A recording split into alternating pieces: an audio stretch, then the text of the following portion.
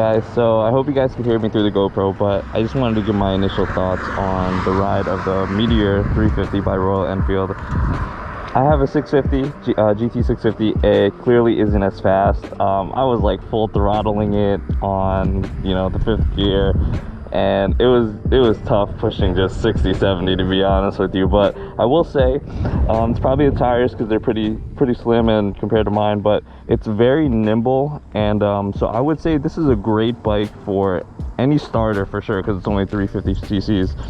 And I would say if you live in America and you got to do a lot of highways, this probably wouldn't be the bike in my opinion, because you'll be struggling to get that higher speeds past, you know, 65, 70.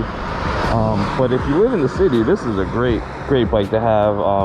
Obviously you can see how compact it is. It's very tiny as far as its frame, very easy to get around, and like I said, it's very nimble when you take it around the corners and when you're just, you know, swerving through traffic, things like that. So the only thing bad I would say about it is that the power, but that's expected with the low cc. But anyone getting into motorcycles that wants a reliable engine that looks beautiful, in my opinion, still a classic motorcycle, and you're not going, you know, you don't care about the high speed so much, definitely recommend the Royal Enfield Meteor 350.